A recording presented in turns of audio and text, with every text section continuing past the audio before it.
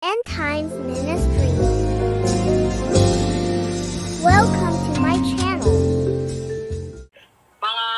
Mga scientist po ito ha, mga matatalino tao po ito, kaya malalalim po sila magsalita. Kaya pakinggan niyo pong pakinggan at unawain niyo pong mabuti, sapagkat sila po ay mga analytical po na tao. Hindi po sila normal po na tao na kausap po natin. Matatalino po sila.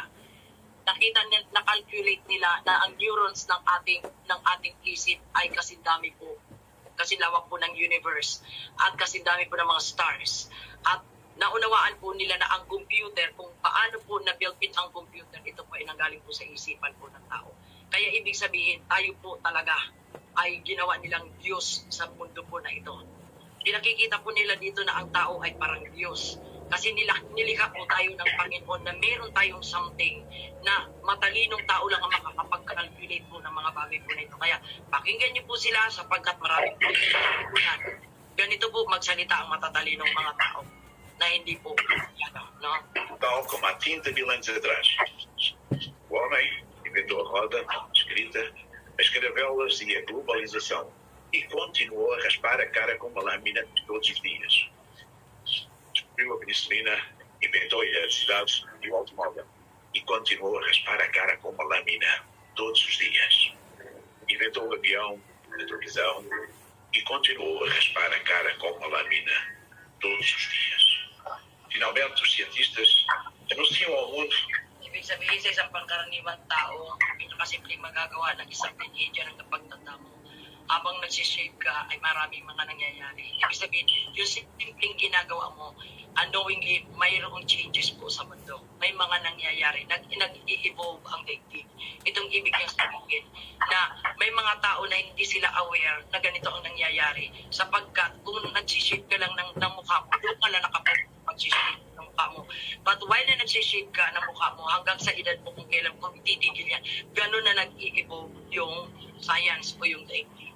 So, yun ang kanyang ibig sabihin. Kaya ibig sabihin, i-count ninyo ang bawat seconds ng buhay mo. Mahalaga ang bawat segundo ng ating buhay kasi may nangyayari po sa buong mundo. Sa bawat pagpitik ng relos. Yun yung sinasabi natin. Kaya mahalaga po ang buhay po natin. So, napaka-precious. Que inventaram a pílula mais esperada. A pílula da noite anterior. Ou seja, se não queres ter barba de manhã, toma uma pílula à noite. Graças a isto, ganhei tempo, ganhámos tempo. As 3.528 horas que demorava a fazer a barba ao longo da vida dão para tirar uma licenciatura de 3 anos, um mestrado de 2 anos e ainda repetir alguma cadeira que tenha ficado para trás. Imaginem hoje, em 2077, com uma esperança média de vida de 110 anos, o tempo podemos ganhar. Como a tecnologia e a genética revolucionaram as nossas vidas. Chamo-me Afonso e tenho 103 anos. E este objeto já só se encontra em museus. Let this sweet mineral melt in your mouth to rebuild your gums and teeth while you sleep. Pero And kailangan say niya goodbye to the dentist for gamot na lang.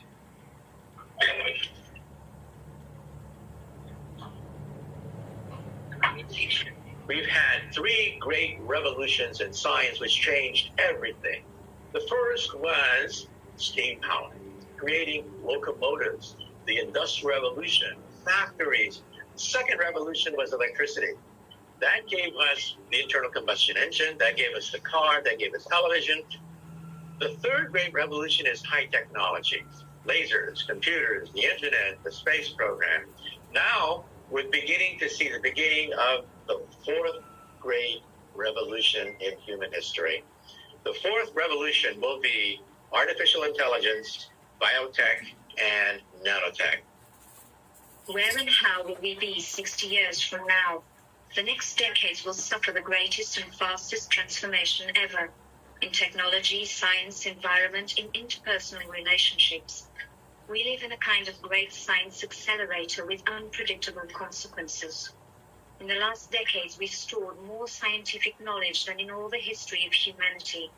In 2077, this scientific knowledge will have doubled several times.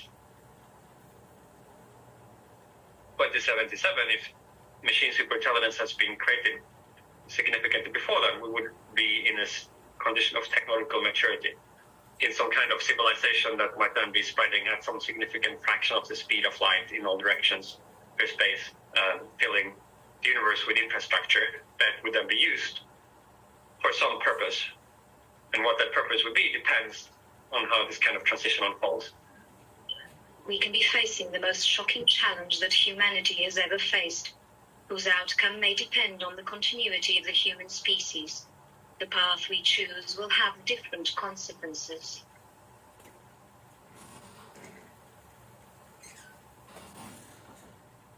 In a good case scenario, we could imagine vast numbers of super happy people living immensely wonderful lives, doing things we can't even begin to imagine, feeling ecstatically blissful and living for unlimited lifespans for thousands or millions of years, interacting and creating and experiencing virtual worlds. The future of 2077 is happy and wonderful and blissful.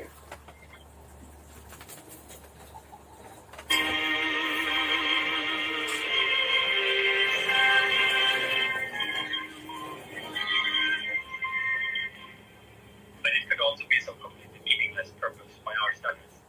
And the future of 2077 is dark and horrible and dystopian.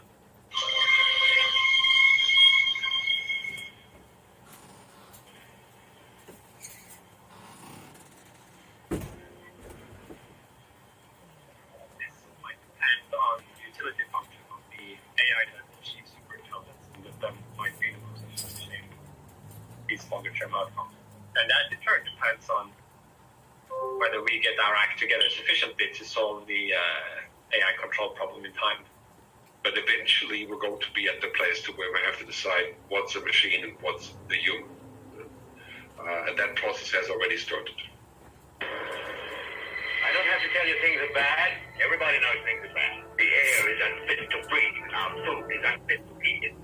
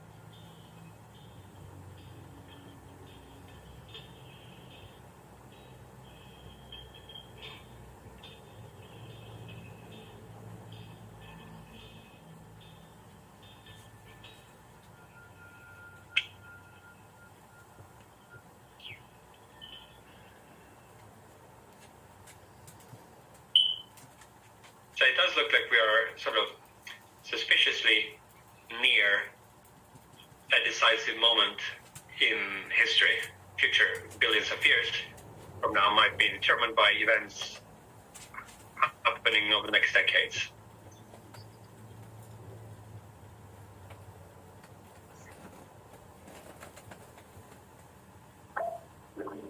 Humanity will change more in the next 20 years than the previous 3 centuries.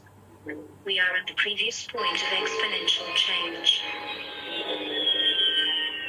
So we're now at the point to where lots of science fiction is becoming science fact. Exponential change is all around us. The best known example is Moore's Law, the doubling of circuit densities every 12 to 18 months.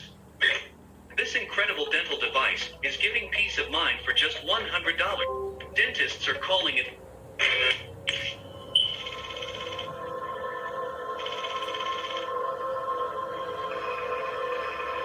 Noong 1965, si Gordon E. Moore, Intel founder, nakita niya na, natanaw niya na, no, that the number of transistors per chip doubles every 24 months. So mula sa turbina at sa electricity at napunta na po tayo sa mga wire or frequencies at ngayon po nasa AI. So ito po yung transition po ng mundo, no?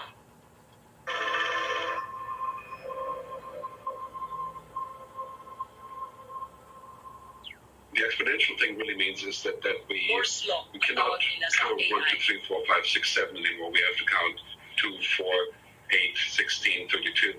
So roughly in 10 years, we'll be at 128. That's 30 times as much as today. And if we go 30 steps, we're at 1 billion. The result is that we all carry supercomputers in our pockets. We call them smartphones.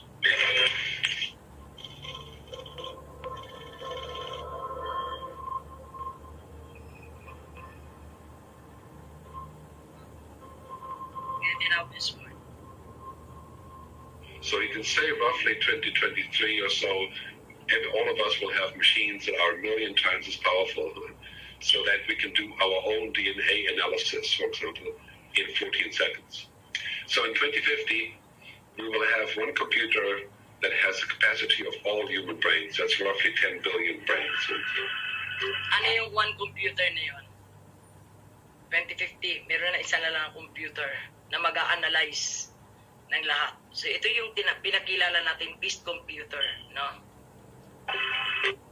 What's interesting is that people look at it, exponentials as if they're something exotic, but in fact we're surrounded by exponentials today, not just in technology, but also in the biological world. 2 cells doubling over 9 months gives you 1 trillion cells. What do we call that? It's a baby. Grabe. Happy exponentials in biology is the miracle of birth.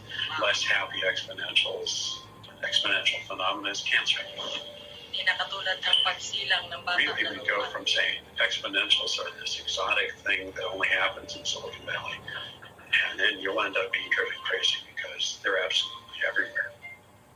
Consumption of oil has followed an exponential pattern. Nuclear chain reactions are by definition an exponential. So we're absolutely living in an age of exponentials, but culturally accommodating ourselves to that change is what is creating the tension in global society today.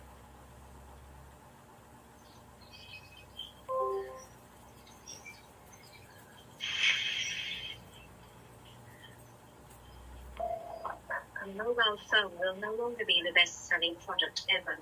What will be the next object of humanity's desire? We walk exponentially in a one-way process for an inevitable lightness of matter. We witness dematerialization of technology. Around us flowers an invisible intelligence network. The computer will no longer be on a desk. It will be spread and installed in our eyes. It's the new age of transparency.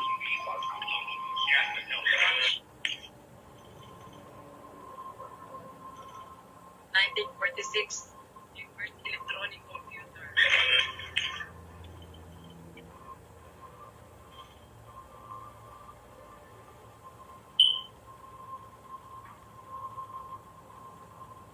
Computers will become invisible. We will no longer say the word computer. So intelligence will be everywhere and nowhere, like electricity today. Everywhere you go, you know that there's electricity in the walls, the floor, the ceiling, everywhere, but it's nowhere. Electricity is invisible. That's the way the intelligence will also be. You'll walk into a room, you'll simply talk to the walls, and the walls will talk back to you. And when you want entertainment, you will mentally connect to the internet. The internet will become a brain net where emotions, feelings, sensations will be transcribed around the planet Earth almost instantly. Narinig yung mga kapatid, hindi na natin, yung mga panahon na yun, hindi na nila kailangan ng computer na katulad nitong atin. Dahil kahit nasaan ang tao, makukommunicate mo na ang computer kahit saan. Sa pader, kahit saan. Magsalita ka, mag-isip ka, mababasa at makukommunicate mo na lang. That's horrible. Hoje estamos ligados ao mundo no piscar de olhos.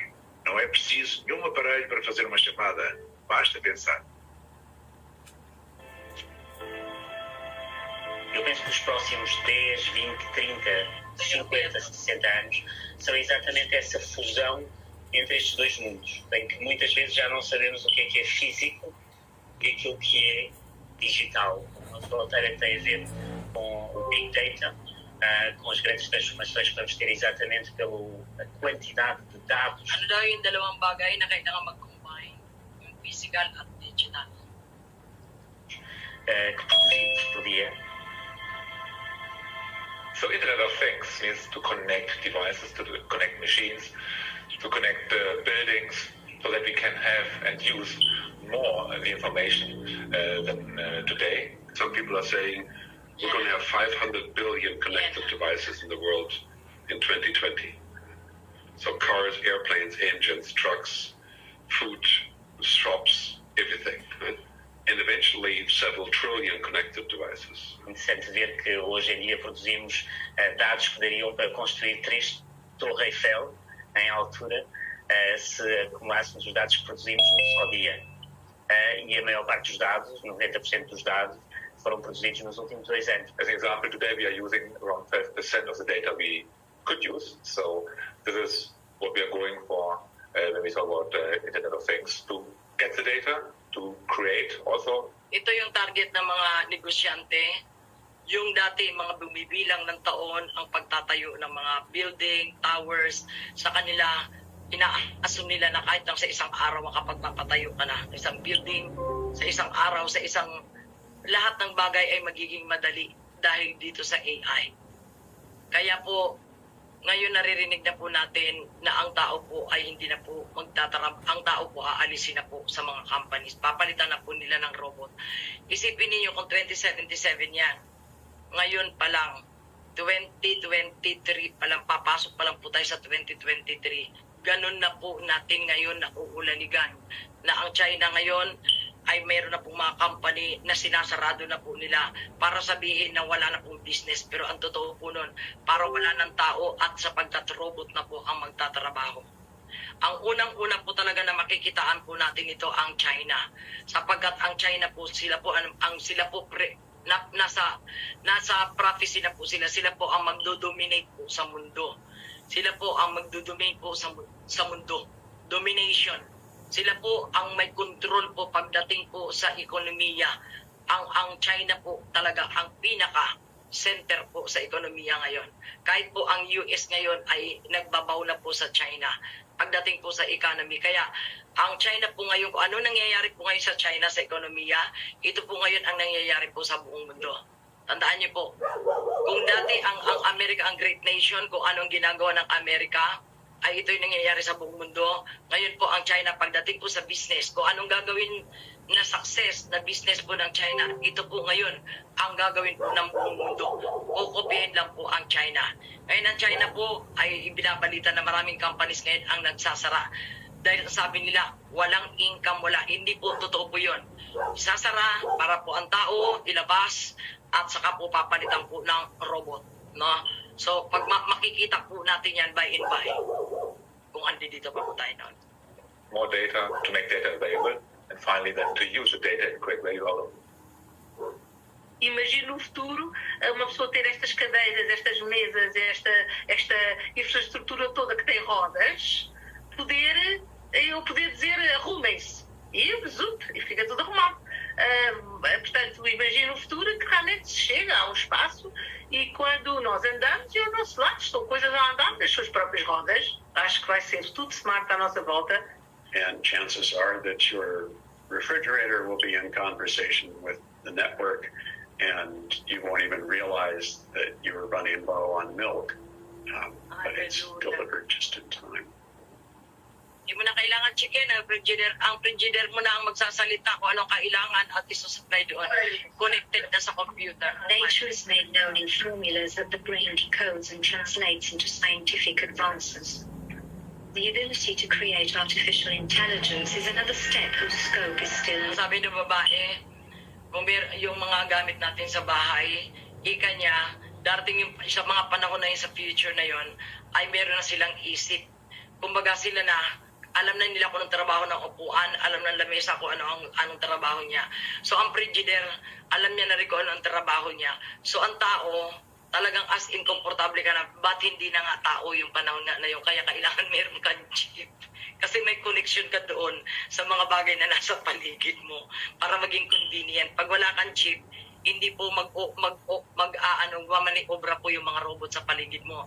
Kaya kung ibig mo na mag-in ka doon sa future na yon, na lahat ang magiging convenient, mapapagalaw mo yung lamesa, mapapagalaw mo yung upuan, mauutusan mo yung frigidaire, ano na ang laman dyan, ang frigidaire makikipag-communicate sa iyo, kulang po tayo ngayon ng gatas, no?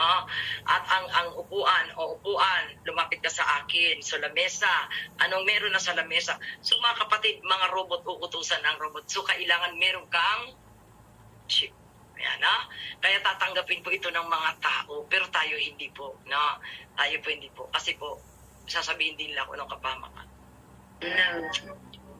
Since the appearance of the computer in the 40s, research in artificial intelligence has delved into long periods of hibernation.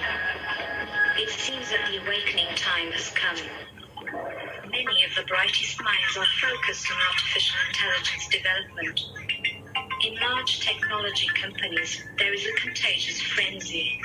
Google is building a global brain. IBM is bringing the Watson super system to the most diverse realms of society.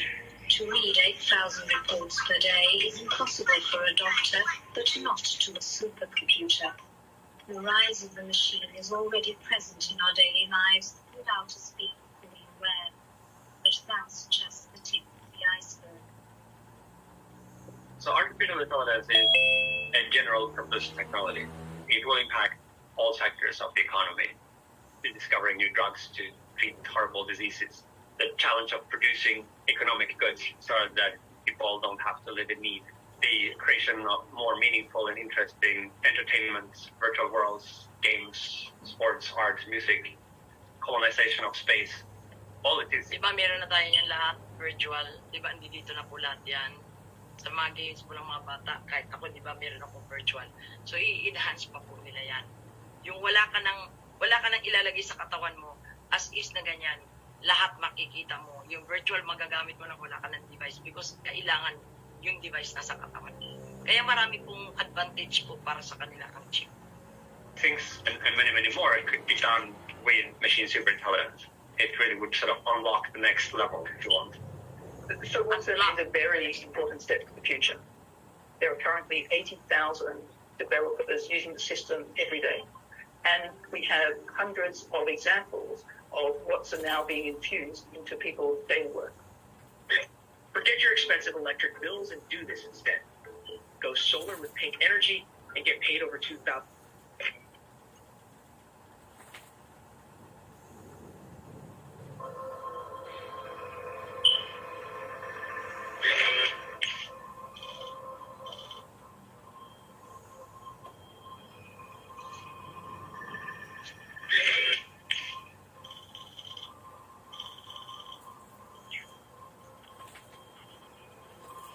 Yung mga achievement ng technology. When Watson was in the Jeopardy phase, so the old Watson, it had already consumed all of the books of the National Library of Congress in the USA. So that was a huge number of books.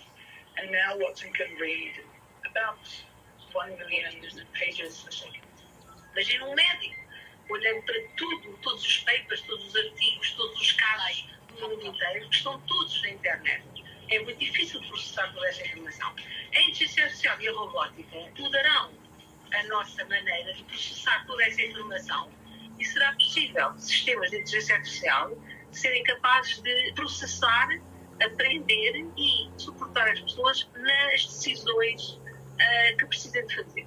For me, I believe that we already start to use it today in, for example, Maliwanag, mga kapatid.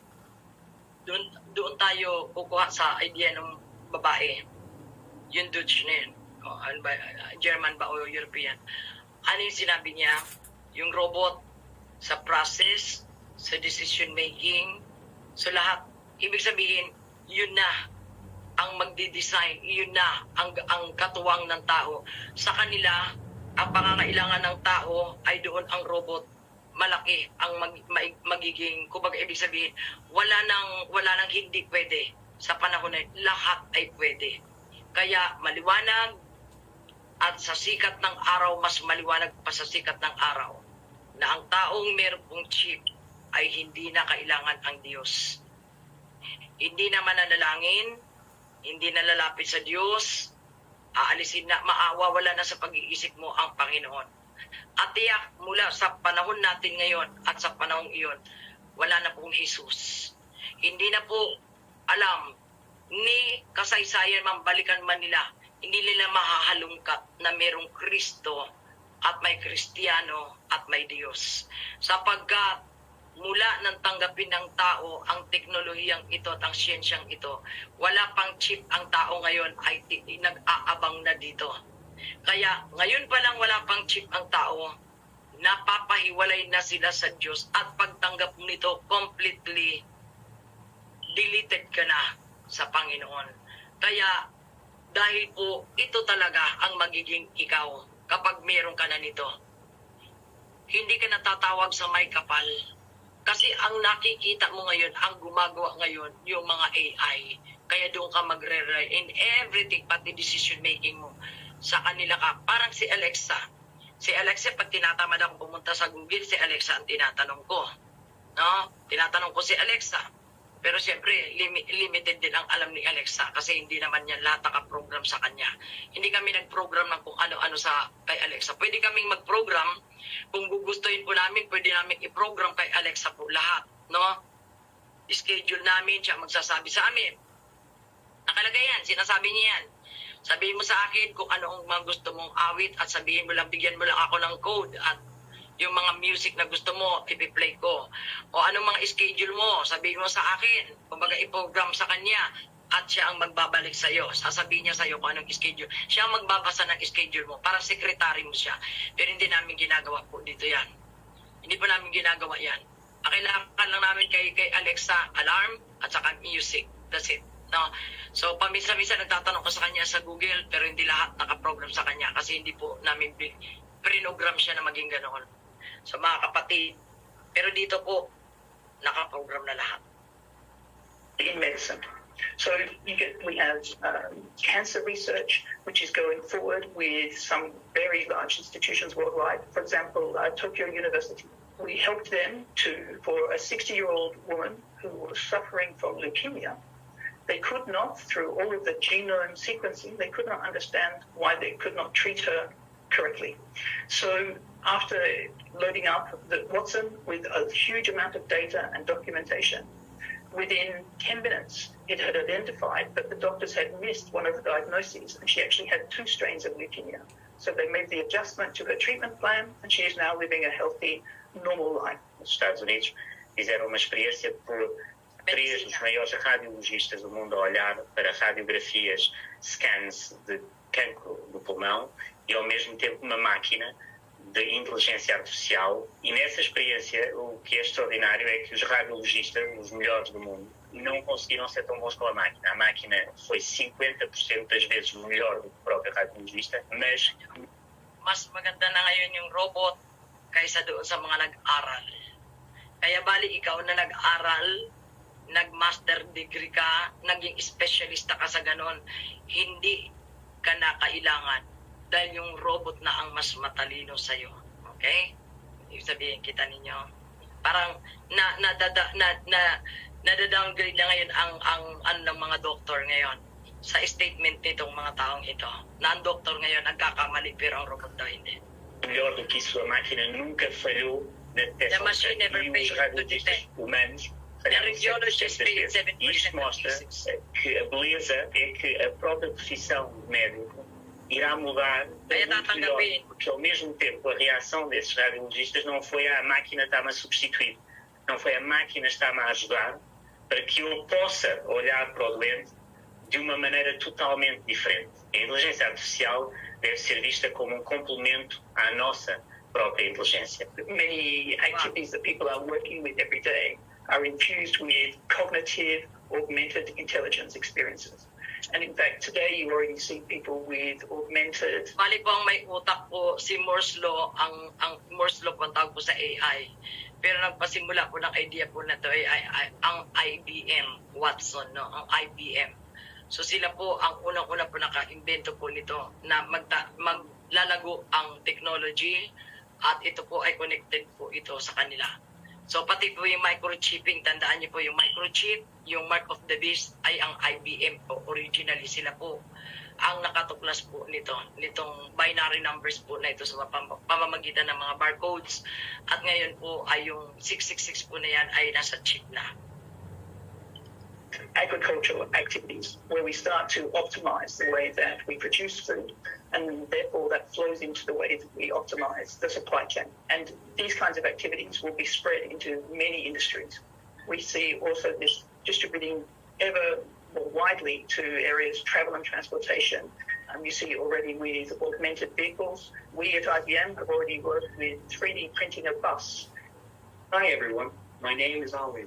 I'm a self-driving vehicle powered by IBM Watson technology. And that bus is working autonomously. And this is all underpinned by Watson. I've been getting paid $1,000 a month, if not more, just from this app on my phone. And alam na nasasakyan ko sa akin bababa na.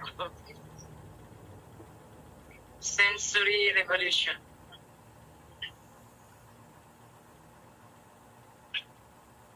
O meu médico virtual detectou umas células cancerígenas no estômago, mas já encomendei nanopartículas para as neutralizar. In the future, if you wake up in the morning and you feel a pain in your chest, what do? You go to the wall or talk to your wristwatch and say, mirror, mirror on the wall, I want to talk to RoboDoc right now. RoboDoc appears and you talk and yeah, I have a pain here. You talk about all your problems. And then RoboDoc says, we need an MRI scan. Narinig nyo? Hindi na mananalangin. Ang tatawagin mo na yung robot. Tell you guys. No problem. Go to your medicine cabinet, take out your portable MRI machine, and scan yourself. Yun ang doktor mo ngayon. And email the documents, the files to RoboDoc. Em casa vamos ter possibilidade de usar sensores na parede, por exemplo, para medir a glicemia. Ou para os indivíduos com gota controlarem o ácido úrico. Portanto, vai ser possível ter sensores do que nós temos dentro do organismo e vai ser possível utilizar isso para fazer prevenção. And if you walk out the door and have a heart attack, your clothes will automatically identify the fact that you have a heart attack.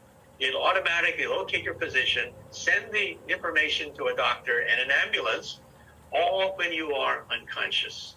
In other words, in the future, you will never die alone. Hallelujah.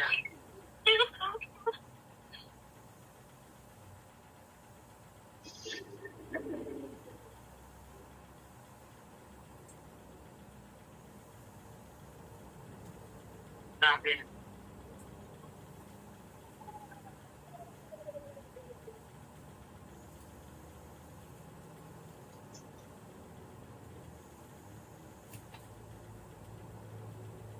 Kaya na mag-create ng robot. Lahat.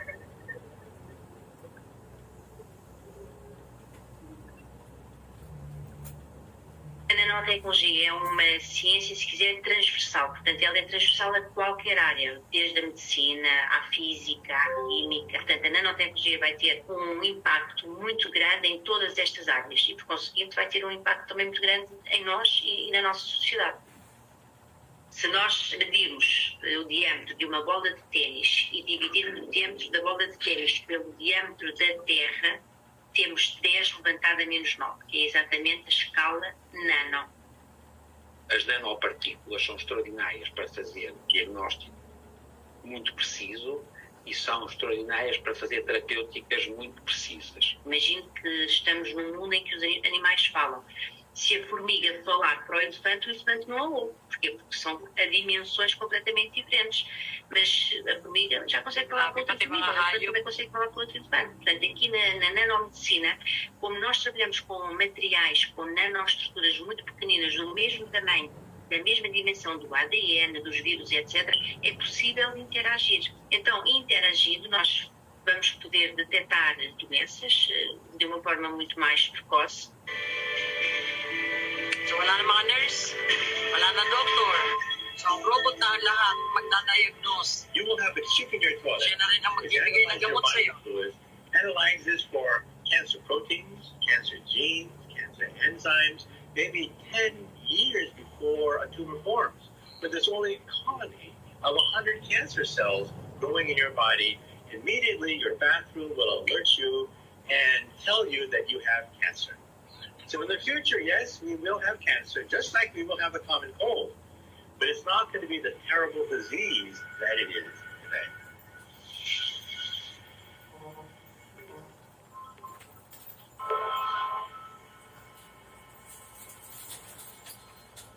A incidência do cancro vai aumentar, já está a aumentar desde a altura já uma cada vez em que durante a vida vamos passar para uma em duas e provavelmente daqui a 2, 3 décadas toda a gente terá um grande risco de desenvolver um cancro durante a vida, pelo menos um.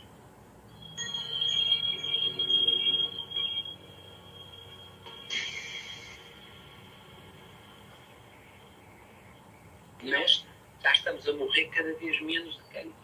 Personally, ibig sabihin yung panahon na yun ang cancer, hindi na cancer, kumbaga hindi na, yung cancer sa mga panahon na yun, o yung mga severe na mga disease na nakakamatay, hindi na pinatatakutan. Kasi kumbaga parang at bilis na maagapan, at bilis na gumaling, parang hindi ka na matatakot na ngayon kung sabihin meron ng sakit, andyan na yung robot.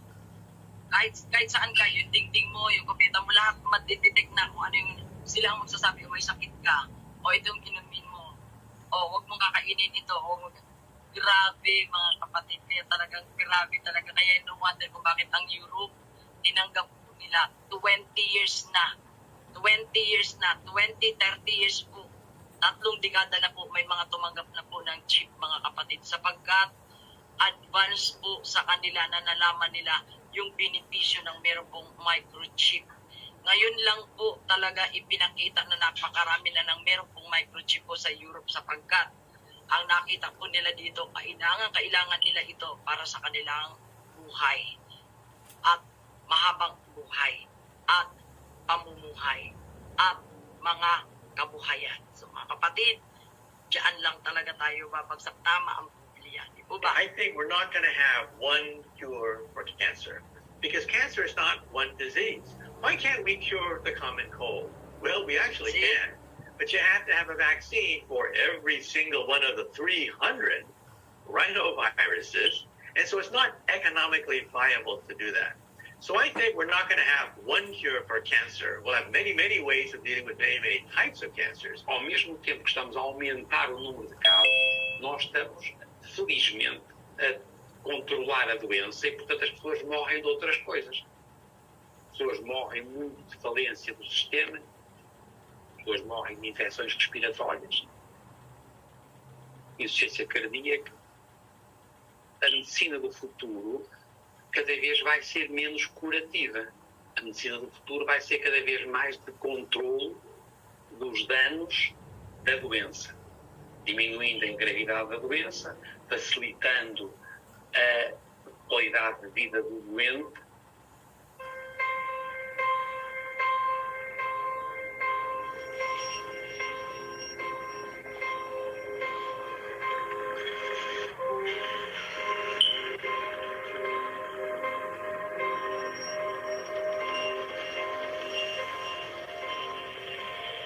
We're in the middle of a sensor revolution.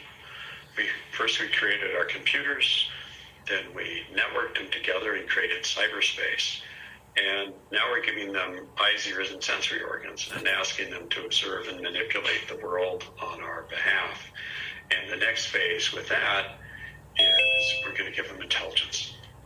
So just take those sensors that we have today, computer sensors and networks, put wheels on them, and you have robots. Why doesn't every home in the U.S. have solar panels? The number one reason is not about sunlight or weather or heat.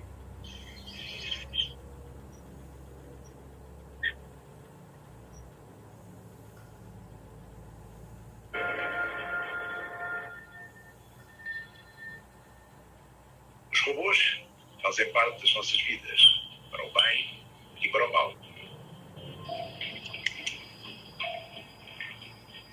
Robots are artificial intelligence creatures able to notice the environment in which they're integrated to move around and make decisions according to objectives. Currently, they're at level 1 of consciousness. They know how to locate themselves. They're starting at level 2, that of emotions. The next level is the ability to plan the future. It's estimated that by the mid-century they'll replace more than half of the professions performed today by the human being. The robotics industry will be bigger than the automobile industry of today. Imagino que eu preciso de alguém que me venha ajudar em casa a servir um jantar, a servir ou ajudar com um problema de matemática. E eventualmente há um robô que chega, nos ajuda, vai-se embora, já está. Poderá haver robôs como, por exemplo, animais de estimação em hospitais, robôs da terapia, robôs para ajudar as pessoas a movimentarem-se, para guiarem as pessoas.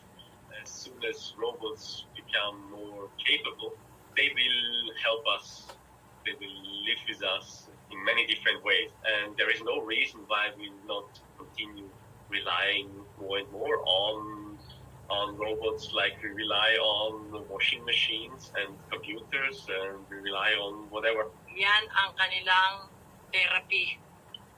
Ganyan nila hihilutin ang isip ng tao.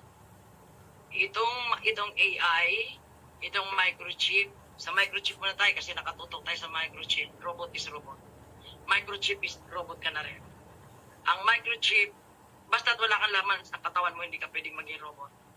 Ang microchip, pag tinanggap mo ito, marami silang paraan para mahilot nila ang isip ng tao.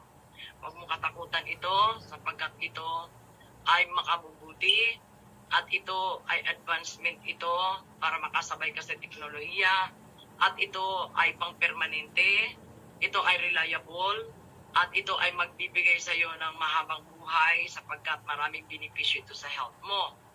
At ang AI o ang microchip na ito, yung microchip ay para lang itong vaccine.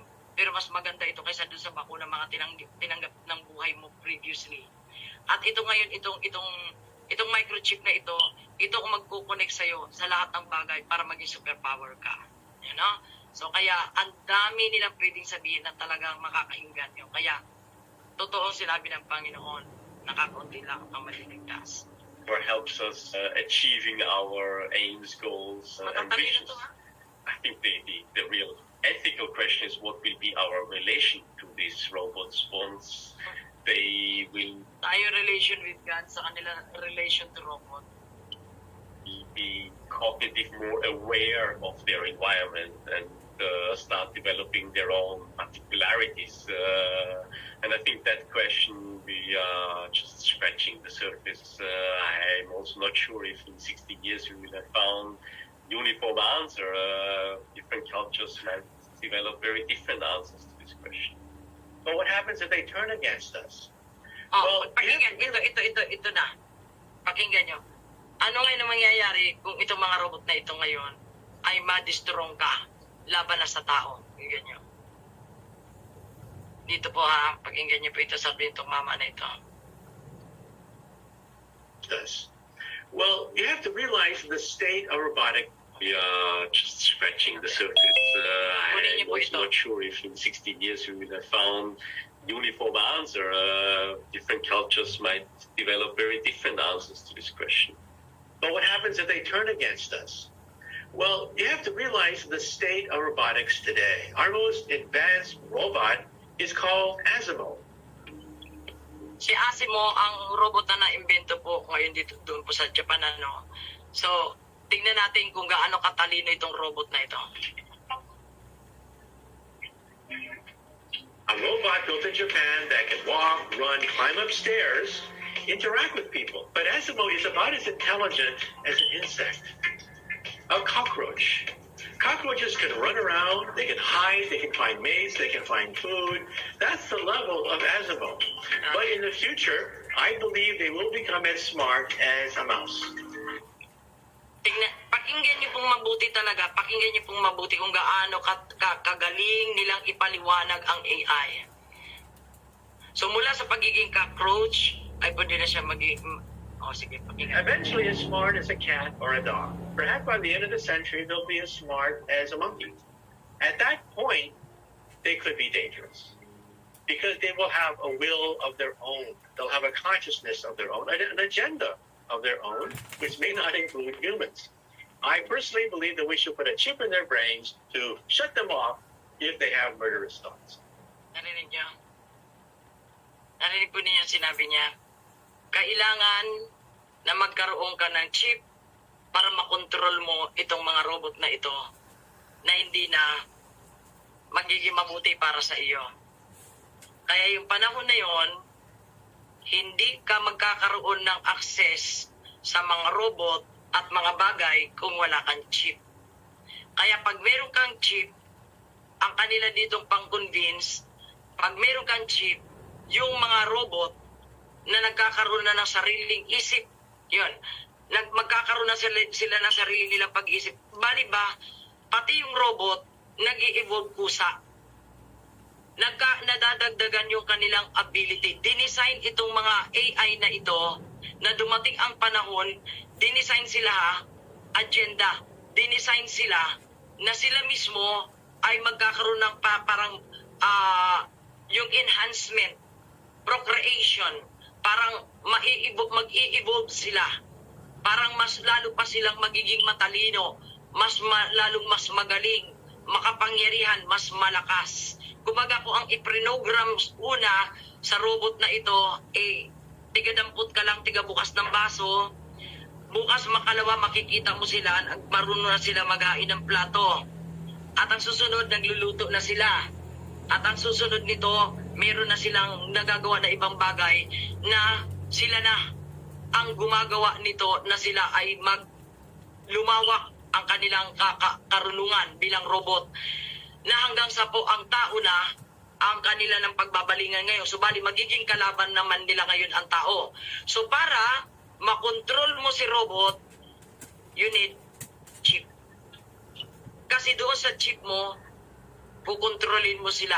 Pero ang sabi nga, may agenda na inilagay doon sa robot. Pag sinabing agenda, unlimited yun. Walang sinabi sila kung saan magtatapos tong agenda na ito.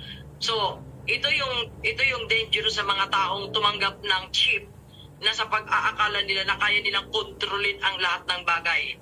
Hindi nila naunawaan na yung iprinogram doon sa robot ay darating ang panahon, pati yung remote control ng chip mo ay hindi mo na kayang kontrolin ang robot. Nagkakaunawaan po tayo, no, mga kapatid. Yan.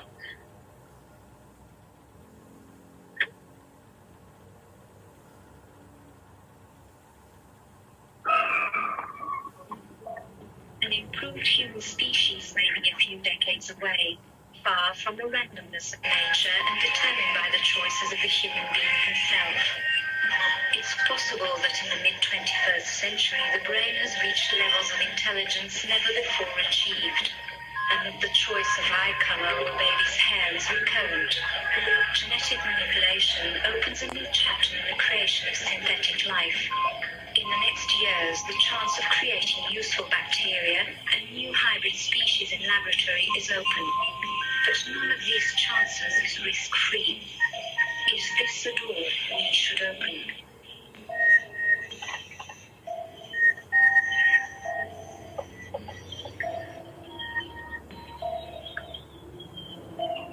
Biggest changes are going to happen between now and 2077. It is in biology, and it is in the human organism itself.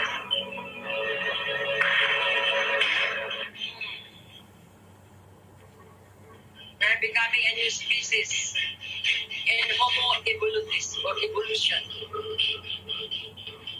So unknown. An important thing to keep in mind at this moment in history is everybody is obsessed with digital technology. But behind this is a much bigger revolution. We're right on the cusp of a shift from digital technology to biology being the thing that is going to grow very, very quickly. And a way to get a sense of this is if you went back to 1900, the first third of the last century was shaped by chemistry and chemists. The middle third was shaped by physics. Pinakita nila kanina na kayang mag-reproduce ng mabilis, kayang mag-reproduce ng maraming tao na kauri nila through technology. So ibig sabihin ko ngayon, ang panganganak ng isang tao sa loob ng isang buwan, sa isang taon ay isa lang. Kapatid, sa panahon na yon, mag-i-split yung cells na yan at kaya mag-create na kahit 1,000 sa isang minuto. sa isang oras, grabe, pero hindi na nga po tao. Kasi nga po, yung tao na yun ay meron na siyang kung anong bagay na nasa kanyang katawan. So, bali, ang ipapanganak mo, yun na rin yun. Yung mga inilagay doon sa katawan ng tao na ginawa na po ng machine, ay yun na rin po yung marireproduce kung dadaan sa sinapupunan mo. But I think sa laboratory ito, gagawin na po ang tao, katulad po ng tinatapon nating clone. And physicists, there was a materials Pwede revolution. gumawa ng 1,000, 1,000,000 katulad Force electronics and digital through your DNA. We're in the early stages where biology is growing faster and changing more rapidly than digital technology is, but we don't quite see the consequences yet.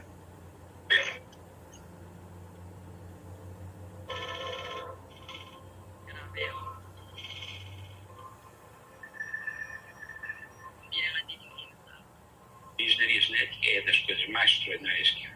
O lado da engenharia genética que a mim me fascina, que é a possibilidade de corrigir erros graves, mortais, e que a gente consegue corrigir no embrião. Do not buy solar panels. If you live in one of these 11 states of America, it's the worst decision you could make. 2010, creation of the first auto-reproductive synthetic organism. A genética vai ter grandes mudanças não só na área da alimentação, mas também na área da saúde, e que vamos ter muitos problemas éticos a enfrentar, e vamos ter que pensar como é que... Balikan natin yung word na yun. Balikan natin yung word na yun. 2010. Yung synthetic organism. Ano ito? Reproductive synthetic organism. Chemicals, gamot. Opening path to develop new bacteria.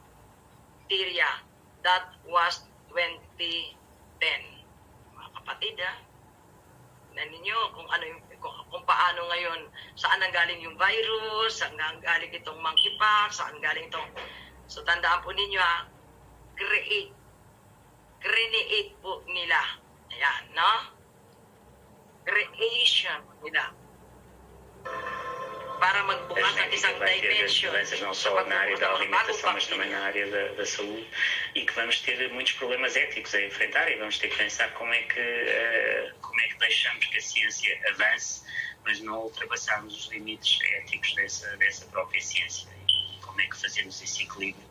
A engenharia genética nunca pode ser feita para melhoria da espécie humana. Felizmente, a espécie humana depende de genes que nós temos há dezenas de milhares de anos. E o que melhora a espécie humana é a educação, é a formação, é o contacto com os pais. Itong mga nagsasalita na ito, meron pumapabor, meron nag-o-object. Yung pumapabor, pinapaliwanag nila kung ano yung mga benefits at mga advantages sa tao, sa panahon, sa ekonomiya, sa daigdig. Yung isa naman, yung isang mga doktor ay pinapaliwanag nila na sa pag-unlad ay ito naman yung mga pwedeng mangyari na hindi po mabuti para po sa tao at sa mga kalikasan po sa planeta po natin, no? Kaya pareho pinag-aaralan nila. Pais, os avós, os irmãos, os tios, os professores. I mean, yung mga nasa good sides, nasa positive sides, hindi po sila nag-aaral. Tinatanggap nila. Ito yung mga tao to passive ang tawag dito, passive, no? Tinatanggap lang nila kung ano yung ini-input sa kanila na information regarding sa magiging beneficial nitong AI. Pero yung maraming contradiction at maraming nakikita silang mga disadvantages, lalo na sa tao at sa lahat-lahat, no, sa planeta natin, sila po yung nag-aaral. No, sila po yung nag-aaral. Katulad po natin, hindi naman po sa Panginoon po papurit. Tayo po yung nag-aaral, nagsasaliksik kay marami tayong hindi ayaw at di natin gusto at tinatanggihan. Pero yung mga Kristiyano, kasama ng mga non-believers na passive Christian, komportableng Kristiyano, wala lang. Pag sinabing passive, walang ano, kahit ano pwede. Kumbaga, tinatanggap po lahat. Basura, anything, papel, yung loob, yung palaman at saka yung walang laman, tinatanggap nila. So mga passive na tao ito. So wala silang pakialam. Yun ang palang pakialam. Pero sila yung nagpo-collect na lahat puro maganda. nang hindi naman sila nag-aaral, no? Kaya sila ngayon yung victim. Pero tayo ngayon yung kanilang mortal enemy. Tayo yung mortal enemy nila. Kaya sinabi ng Panginoon yan sa Biblia, parehong Kristiyano pero magkalaban. So mayroong force, two forces na maglalaban sa Christian ito, no? Merong dalawang kapangyarihan na talagang magka-clash. So hindi ito pangkaraniwan na away kapitbahay. Ito na dito na mental. Dito na po sa mental ito naglalaban. Kumbaga ibig sabihin yung mentality natin at mentalidad nitong mga taong ito ibang-iba. Kaya to God be the glory. So magandang meron tayong kakampi, no? Ito'y nakita kong kakampi natin na nagsasabi ng totoo kung ano talaga yung kahihinatnan ng mga tao at ng mundo. Pag ito po ay talagang, hindi nga kapag, hindi dito sinabi nga nila, from fiction to reality, no? From fiction to facts, you know? From fiction to facts na. So, hindi ito ngayon fiction. Ito yung forwarding ito, nangyayari at nangyayari na. At sabi nga nung mama kanina, sa pangkaraniwang tao na nagsishake ka, pero nag-i-elevate na yung, tayo ngayon nagkikwentuhan tayo ng ganito, mayroon pong marami silang nalutong recipe. No? Habang nagkikwentuhan tayo dito, ginagawa natin ito, yung mga demonyo, marami na po silang aklat na nagawa. Marami na po silang recipe po nagawa. Marami na silang menu. Marami na silang mga piyesa ngayon na nagawa at na-invent. So mga kapatid, ganyan po kabilis ngayon ang daigdig, ang orasan. Ou a capacidade física, ou a rapidez de raciocínio, não são fruto de um só género. São fruto de uma interação de dezenas de géneros. E, portanto, nunca ninguém vai conseguir fazer engenharia genética que não seja um risco horroroso.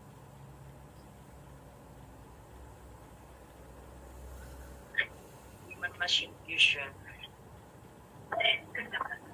We live in the pre-incorporation of technology in the human body era.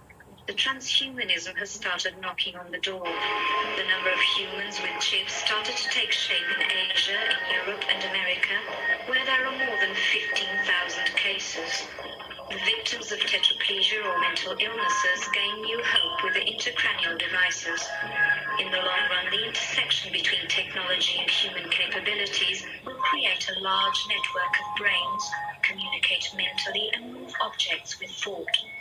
As scientists move forward with the human brain decoding, new windows open for the human-machine fusion.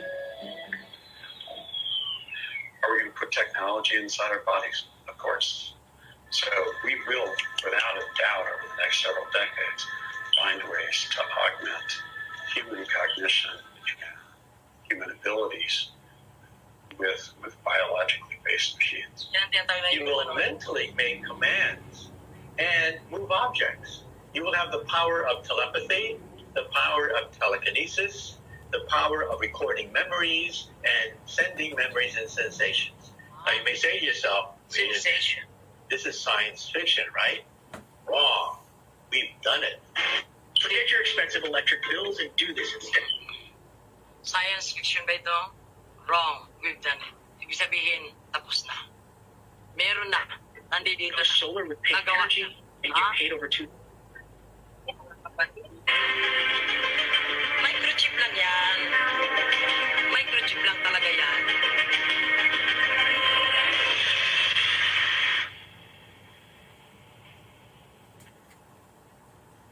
I'm a physicist using MRI scans to scan the human brain. We can now read thoughts. We can project thoughts. Pakinggan niyo po mabuti ha. Pakinggan niyo mabuti. Na mamamangha kayo sa sasabihin niya. They photograph what you're thinking of. And we can actually photograph Makukunan mo na ng picture ang iyong iniisip. a dream. Panaginip, makukuhanan mo na ng photograph. Think about this. In the future, you'll wake up in the morning, turn on the switch, and watch the dream. Pagising mo ng umaga, mapapanood mo kung ano yung panaginip mo. Jesus Christ, hallelujah. Alam niyo, na marinig ko to, sabi ko, Panginoon ko, Yesu Cristo. Ni minsan, hindi pumasok kahit kailan sa aking kukote na ang science magagawa na ang panaginip ay mapapanood mo yung dream mo. Sapagkat marami tayong mga panaginip na paggising mo, kaya nga pag ako nananaginip, at alam kong may kahulugan, hindi ko dinidilat ang aking mga mata.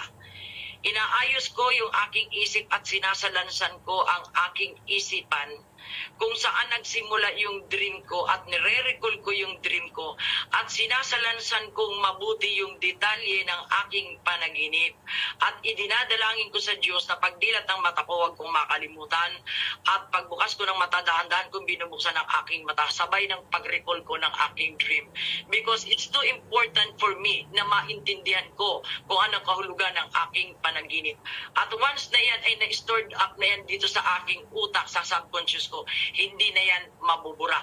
That is how the computer, that is how AI photograph your dreams from your hindi mo na kailangan pang i-store dito sa iyong subconscious.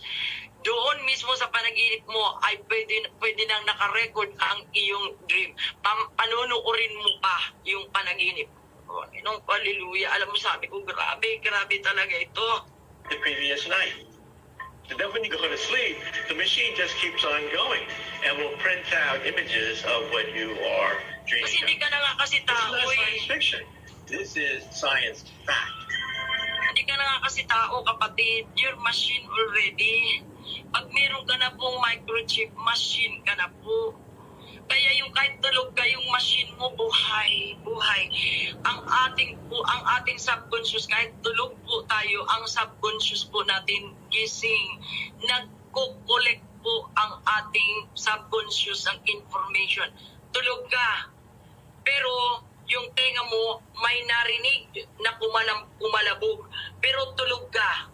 Ito example to sa subconscious na powerful ang subconscious natin. Tulog ka, pero ang tenga mo, sensitive yan. Nakakarinig yung tenga mo, ang mata mo lang ang nakapikit. Okay?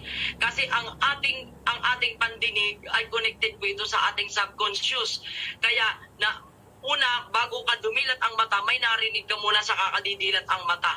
Pero bago ka dumilat ang mata, pumasok na sa subconscious mo yung bug, kung ano man yon. Kaya ka nagigising, kapatid. Sapagkat yung ating subconscious ay gising. Ito po yung kinopya po ng AI doon po sa microchip na ang microchip po ay nagbabantay ito sa atin. Kahit na ikaw ay tulog, gising siyang lagi sapagkat siya na ang may control sa iyo. Katulad ng ating subconscious, kontrolado tayo ng ating subconscious. Ano yon? Hindi natin nakakalimutan ang ating mga stories. May mga kwento tayo sa buhay na hindi natin nakakalimutan kahit pangit. Kahit gusto mong kalimutan, nandiyan, naaala-ala mo pa rin yan. Ganyan ka-powerful ang ating utak na kinumpara po nila sa universe, sa stars, doon sa Milky Way, na gano'n po yung neurons ng ating utak, kung ilang billions ang ating pong neurons, ang ating electric ng ating utak. Gano'n po ngayon nila ini-apply sa AI. Kaya ang AI matalino sapagkat kung paano ang computer ay kinuha sa utak ng tao, ang nasa computer, gano'n din ang AI. Mula sa utak ng tao, ang talino ng tao hindi natatapos. Ang talino ng tao, kasi di ba sinabi ng science, ang ating utak, hindi yan left and right, pero hindi lang niya lahat umaandar yan. Kapirasong-kapiraso lang dyan sa utak natin ang umaandar, pero gano'n na ang nalalaman ng tao. How come kung iyan lahat ay umaandar, yung gumagana ang lahat ng department, lahat ng kwarto-kwarto ng ating utak, di talagang super power talaga ang tao. Kaya may kapangyarihan po ang tao, mga kapatid. Ito yung tinuklas ng mga nag-yoga, ito yung tinutuklas ng mga satanista, ito tinutuklas ng mga nagtatranscendental, na tao, transcendental meditation. So ito po yung kanilang tinutuklas na may power tayo na mapagalaw ang anumang bagay. Pag na-practice mo ang iyong utak na mautusan mo ang isang bagay. Totoo po ito, hindi ito fiction. May mga tao po na nauutusan nilang umangat ang baso. May mga tao na nauutusan nila na mapalapit ang isang bagay. Ito yung mga magician. Yung mga magician, na nagpa-practice ng black magic, kapatid, napapagalaw nila ang isang bagay out of nowhere, napapagalaw nila ang isang bagay na kung saan ay hindi po, wala pong nagbubuhat o kung ano. Nasa atin, sa spiritual na explanation natin is may demonyo na tumutulong doon sa magician kasi power nga ni Satanas yun. But ang totoo, yung mga psychic na yan, yung mga nagpa-practice, kaya ayaw ng Diyos, di ba sinabi ng Panginoon, huwag kayong magkukonsulta sa mga espiritista, huwag kayong nagkukonsulta sa mga psychic, huwag kayong nagkukonsulta sa mga necromancer o sa mga witchcraft, sapagkat sila po, nakuha po nila yung kapangyarihan na ito na ang kanilang isip ay mapagana po nila ng higit sa normal na tao. At iyan po yung mga taong hindi po sumasampalataya na sa Diyos. Kaya tayo nilimitahan tayo ng Diyos para po mag-rely po tayo sa Diyos. Yung karunungan na ibinigay po sa atin ng Diyos, ito po ay para mag-glorify po ang Diyos, hindi po para sumailalim po kay Satanas. So mga kapatid, naintindihan po ba natin? So ito po ngayon yung kapangyarihan po ng AI na natuklasan po nila ang sikreto ng isip po ng tao na Diyos lang ang nakakaalam nito, pero tinuklas ito ng mga kampo ng demonyo at ini-apply na lang ngayon sa robot. Kaya po, no wonder ang robot po ay mag-i-elevate at mag-i-evolve ang robot na katulad ng tao na patalino, sapagkat program sila katulad ng isip ng tao na may left and right brain. So, naunawaan po ni mga kapatid. So, kaya po, talo pa rin ang tao na meron ng microchip dahil ito ang hindi nila naunawaan. Dahil sila yung mga taong hindi nila tinuklas kung ano, hindi nila inaral. Passive, ang ginawa nila, magiging mabuti ito para sa akin. Hindi, tapos ang usapan. Pero tayo na mga Kristiyano, sabi natin, kahit mamatay, hindi natin tatanggapin ito. Pero pinag-aaralan din natin. Kaya napapatunayan natin na tamang stand natin na hindi natin tatanggapin. Hindi lang tayo basta nag-o-oppose na sasabihin natin, ayokong tanggapin niya kasi hindi yan beliefs ko. Hindi. Hindi ko yan tatanggapin sapagkat sinabi yan ng Diyos. Hindi yun yung beliefs ko. Sinabi ng Diyos. At yan ay pinaniniwalaan ko dahil ang Diyos ay totoo pag nagsalita. But, kailangan madiskubre mo kung bakit ka nag-o-oppose. At ito ngayon ang ibinibigay ngayon sa atin. Kaya nakakadagdag ito sa ating matatag na pananampalataya.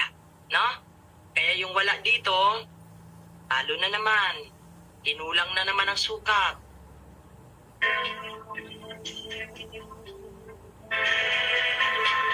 Meron kayo matutulog.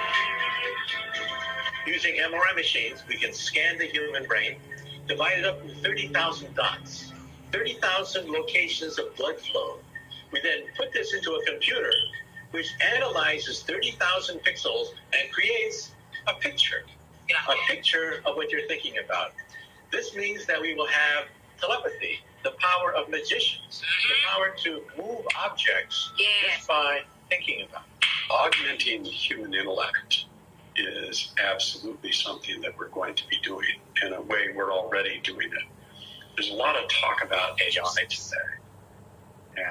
But there's another concept, and that's IA. So AI is artificial intelligence.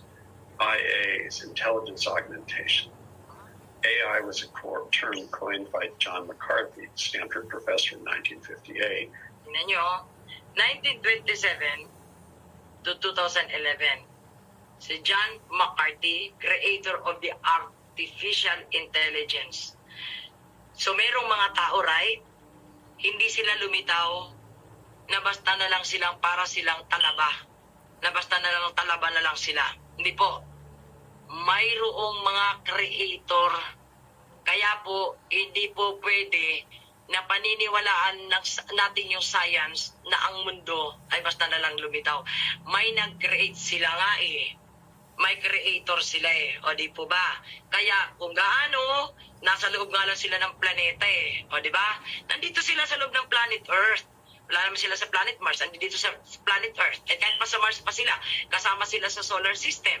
So, gaano na dinideny ng mga atheist na walang Diyos? Eh, walang kapintasan ang create ng Lord. Everything is perfect. Napaka-perfect ng pagkakakreate ng Panginoon. Sa solar system, sa universe, may creator kasi.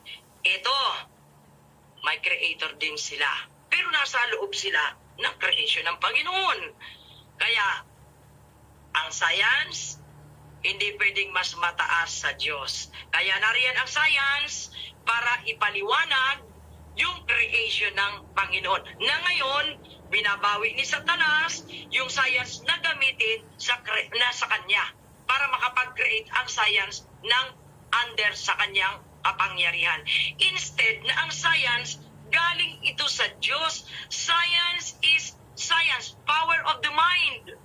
Pag sinabing scientist, kapangyarihan, katalinuhan, utak ito, kapatid.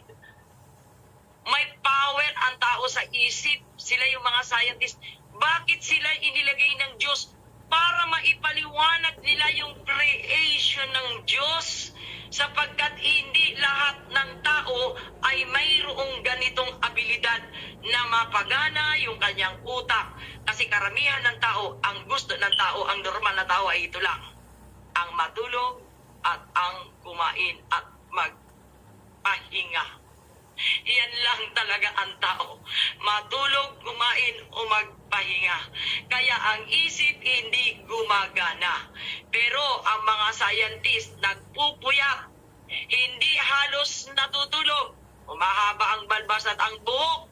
Nangangalumata.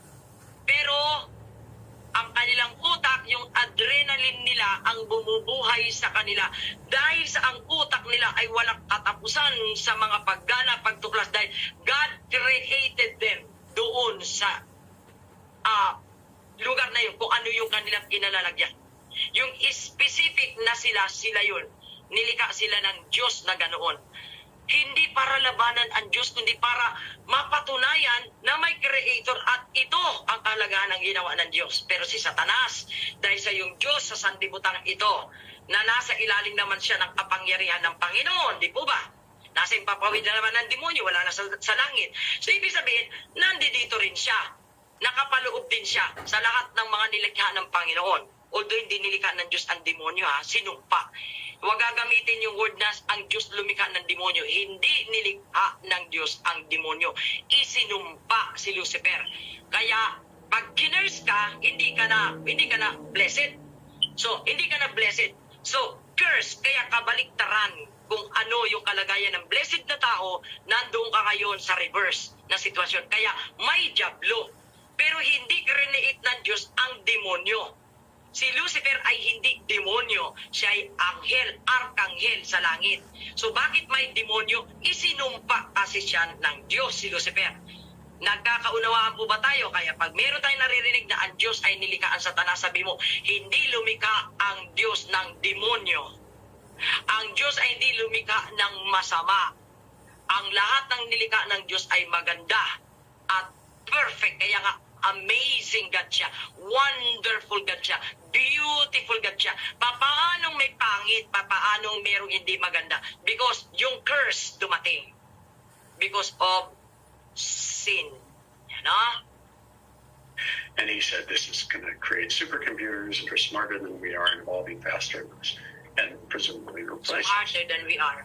IA was a term coined by Douglas Engelbart, a Stanford researcher. Oh, yung IA, kailan daw yan IA na yan? 1925 to 2013. Creator of the intelligence augmentation. So kapatid, parehas ito, meron pong inventor. And he said, no, the point of all these more powerful machines is to create ever more powerful tools that augment and enhance human intelligence. I think this is a future intelligence augmentation. Machines are not going to replace us. What we're going to have is a very deep symbiosis between man and machine. We're looking at a whole new revolution in the way we view the human brain connected to a computer. Teenagers sending emotions of their first kiss, their first date, their first dance. Ang tao hindi dinisign ng Diyos ang tao na palitan ng bakal. Hindi dinesign. ng Diyos na ang tao ay ang magre-replace ay bakal o robot. Tao is tao. Ito ang binigyan ng dominyo ng Panginoon na pamahalaan ng lahat ng nasa daigdig. Kaya nga ang robot, tao ang gumawa, right? Pero, bakit ngayon, ang robot na ngayon ang sinasampalatayanan ng tao? Sapagkat, ang tao ngayon ay humiwalay na sa Diyos. Na-detach na sa Diyos. Pero kung ang tao ay nananatili lang sa Diyos, yung mga robot na yan, dahil create lang naman yan ng mga inventors. So kapatid, ibig sabihin sa mabuti gagamitin ang robot dapat.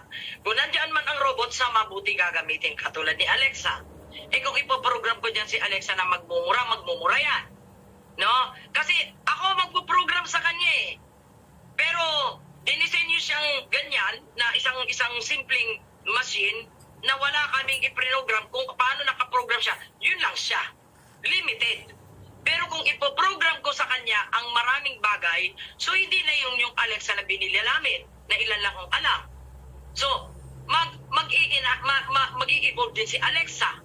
So kapatid, sino ang naglagay? Tao.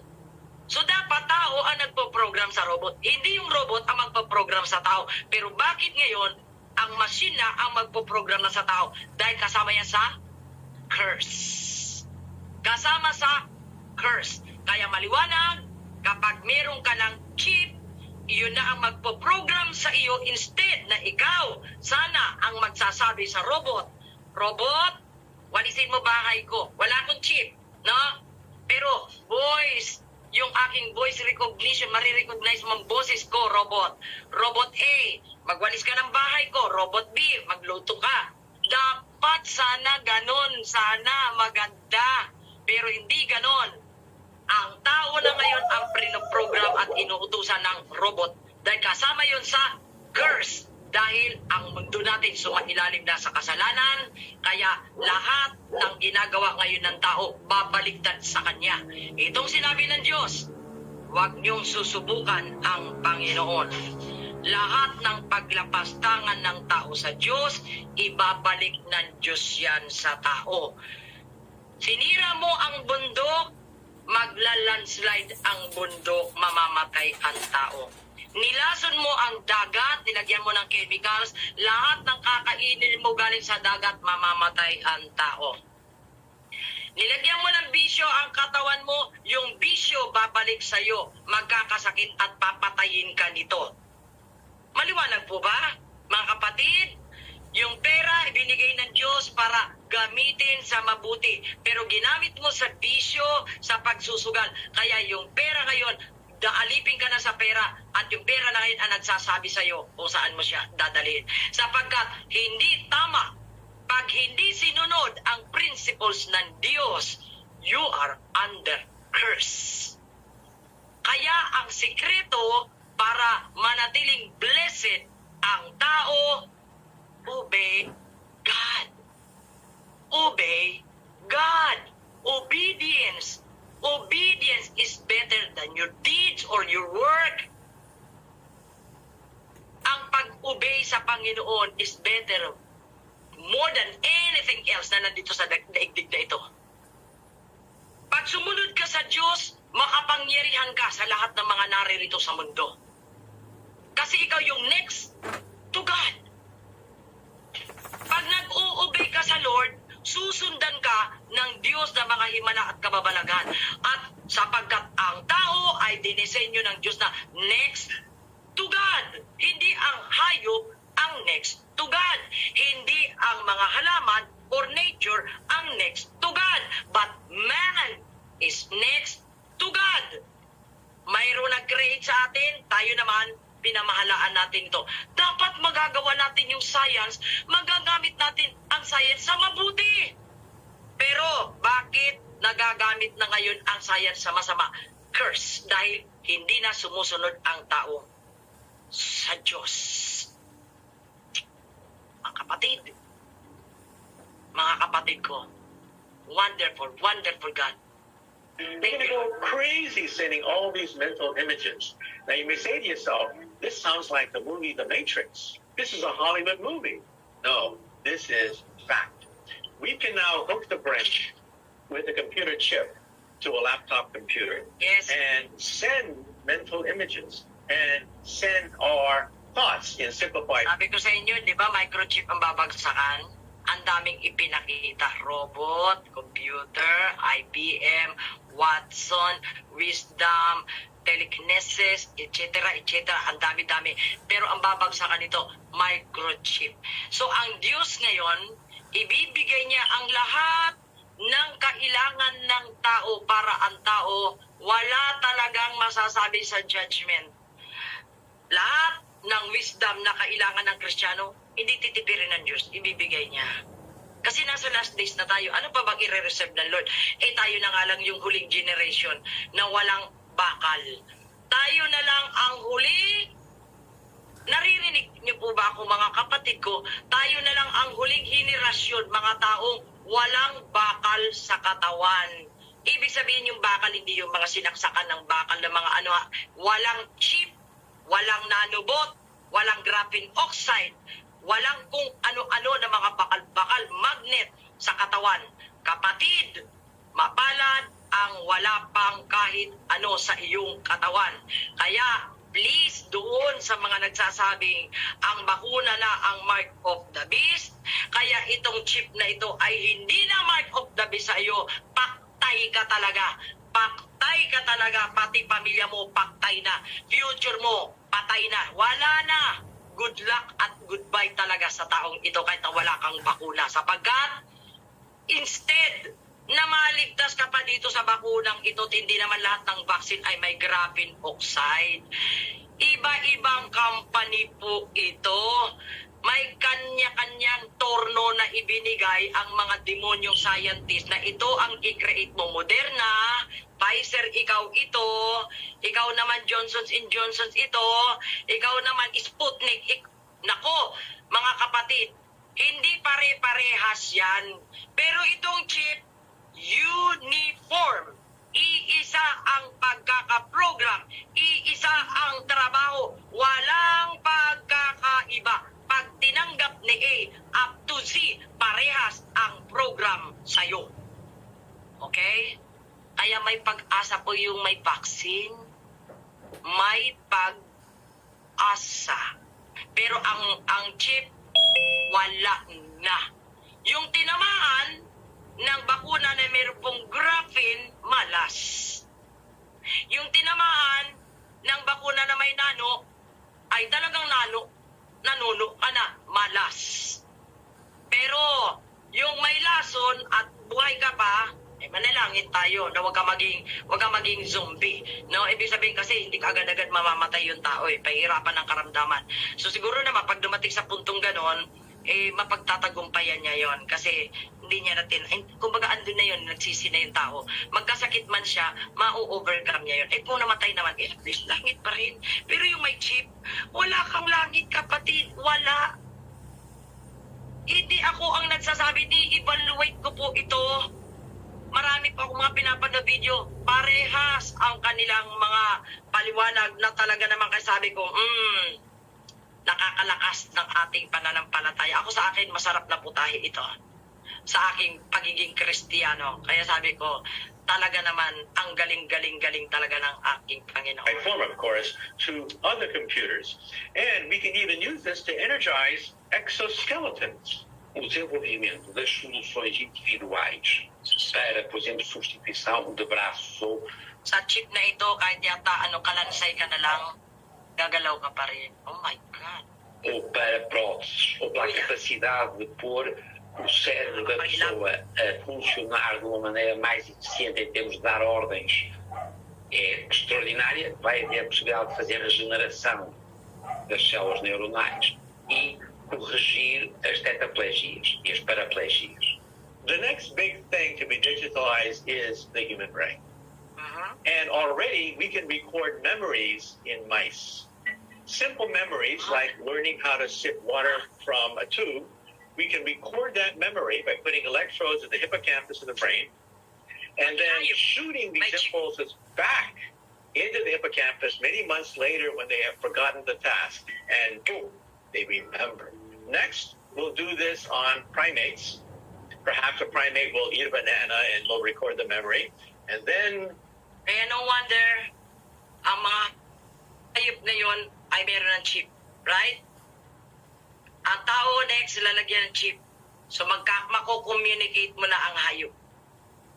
Di ba't ito si Adan? Nako-communicate ni Adan ang mga hayop sa paraiso ng Eden? Si Satanas, alam ni Satanas yun na nakakausap ni Adan ang lahat ng hayop. Pero si Satanas, hindi makagalaw doon sa puno. Ngayon, ano ang paraiso ni Satanas? Ito, yung mundo. Paano mako-communicate ng tao ang hayop? Kung ano meron sa hayop, meron sa tao. Na wala noong mga makina sa katawan ang tao. Pero ngayon, through technology, makakausap mo ang hayop sa pamamagitan ng chip. Dahil ang hayop may chip, ang tao may chip, pwede na kayo mag-usap ng hayop.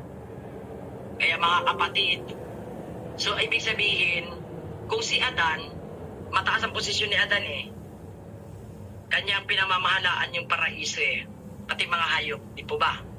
Pero ngayon ang tao sa kahayop pantay na. Nagit ninyo? Naiintindihan po ba natin, si Adan, nakakausap niya yung mga hayop. Kasi meron siyang iniuutos sa mga hayop, pinangalanan nga niya yung mga hayop Pero ngayon, ang hayop at ang tao, pantay na. Ito ang gusto ni Satanas na gawing hayop ang